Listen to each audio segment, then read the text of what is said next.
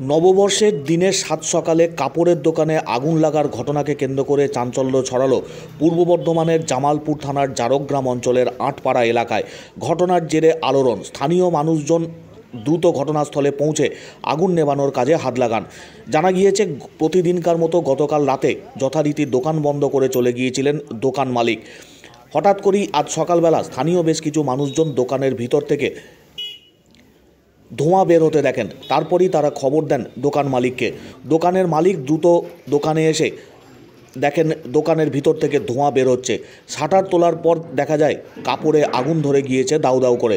যদিও কিভাবে আগুন লাগলো সে বিষয়ে স্পষ্ট করে কিছু জানাতে পারেননি, তবে শর্ট সার্কিটের জেরেই এই ঘটনা বলে প্রাথমিক অনুমান।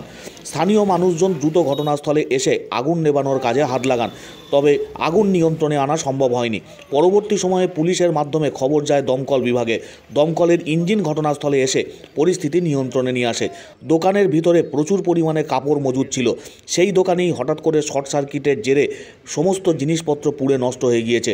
বহু টাকার আর্থিক ক্ষতি। নববর্ষের সকালে ঘটনাকে ঘিরে আলোড়ন।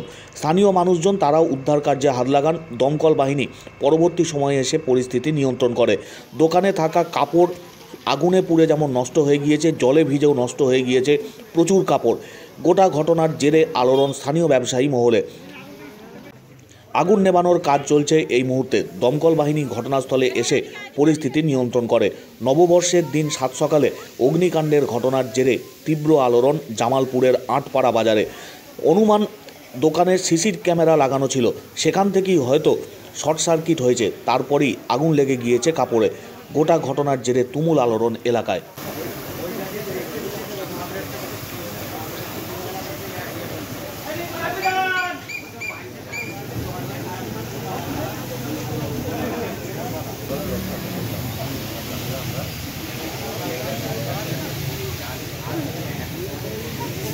দেখি ধোঁয়া বেরোচ্ছে। তারপরেই লোকজনকে বলে, একজন এখানে মোটর সাইকেল ছিল, তাকে পাঠানো হয় ডাকতে। তখন লোকজন জমে যায়, গ্রাম মানুষকে খবর দিই, লোকজন জমে যায়। তখন ওরা এসে পৌঁছায় না, লোকজন জমে গেছে কিন্তু পৌঁছায়। তখন কী হবে, আগুন ধোঁয়া দেখছে, তখন লোকজন এসে ওরা এলো, তারপর খুলে জল দিল। কাপড়ের দোকান ছিল? কাপড়ের দোকান ছিল। কারেন্ট মানে শর্ট সার্কিট থেকে ঘটনাটা ঘটেছে। ঘটনা কাল রাত্রে সব অফ টপ করে গেছি। এবার সকালবেলা ডাকতে গেছে একজন, এসে দেখছি এরকম সব আগুনের ধোঁয়া বেরোচ্ছে। তো ধোঁয়া বেরোচ্ছে। হ্যাঁ, তারপর তো আস্তে আস্তে চাবিটা খুললাম, খোলার পর দেখছি তো সব আগুন ধরে গেছে।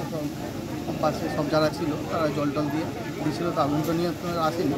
তারপর আস্তে আস্তে যখন এসেছে, তারপর ফায়ার ব্রিগেড এসে, হ্যাঁ ফায়ার ব্রিগেড আমি আমার এখানে সিভিককে বলি, সিভিক ওনারাই লাফালাফি করেছে। লাগতে পারে বলতে কালকে মোটামুটি সব অফ করা ছিল। পর্যন্ত যেটা বুঝতে পারছি আপনার সিসিটিভি থেকে শর্ট সার্কিট হয়ে লেগেছে আপনার।